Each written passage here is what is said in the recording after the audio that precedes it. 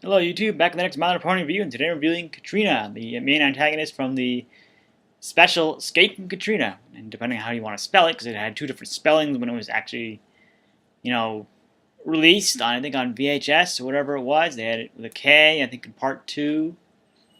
That's when it was broken up, and that's when they actually took away a song that I think that might have been a little, I don't know, I felt like that song may have been somewhat important given what was going on in the as part of her backstory. Because, I mean, it was revealed that she was just bitter. She never actually, and actually has a change of heart towards the end of the, pretty much towards the end. Although, personally, if it were up to me and I just had someone who was like a complete tyrant or whatever it may be, and they were not behaving well, and there was no reasoning with them, I'm not letting them back in.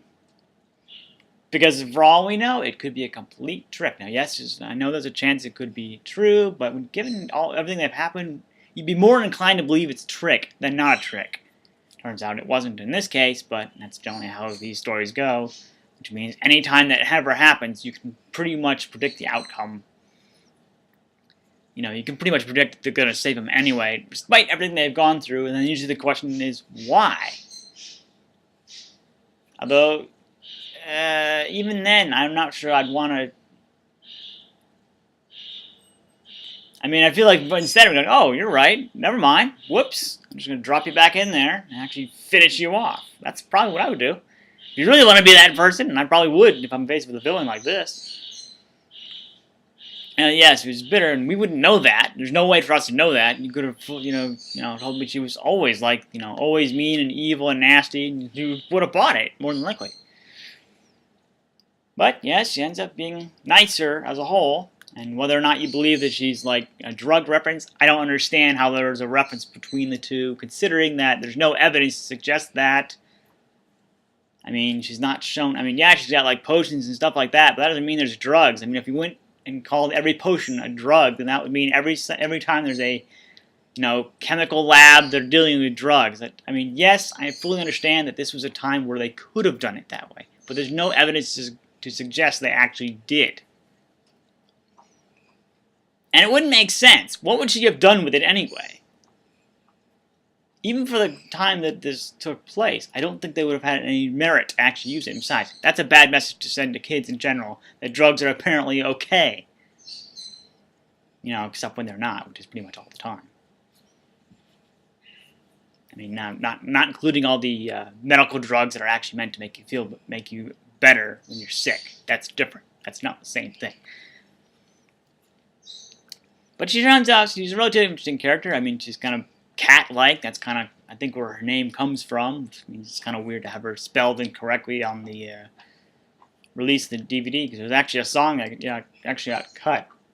I think someone who actually has known her for a long time is the one that brings up the song and notes that she's the one that she's just bitter. You don't know why they do get a little bit of a backstory in terms of how that all came about, but not a full-on, full-on story that probably would have taken 20 minutes to at least flesh out and go, oh, okay, now I understand fully. She's bitter because of all these reasons, but we get a little bit.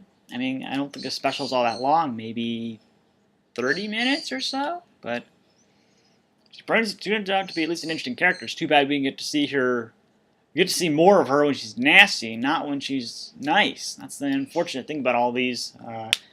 When they reform a villain that spends 90% of the time being a villain, they don't show a whole lot of what they're like after the fact. So you don't get to know them as they were meant to be, only how they had been acting previously. So it's kind of, can't really review her on her good side, because we didn't get to see a whole lot of it. I mean, yeah, there's one final song she takes part in, or performance on, she gets, dragged out and joins the characters on stage and stuff like that. So it's just not all that bad. Literally, both as a character as a whole and,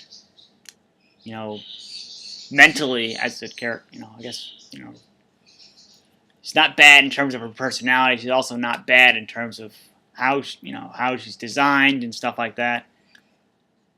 Would have been nice to see more, but she doesn't appear again after that. I don't think there's even any mention of her after that, so it's probably safe to assume that she may be best friends or living somewhere else, maybe with the character that knew her from the start, knew she was not acting the way she normally did.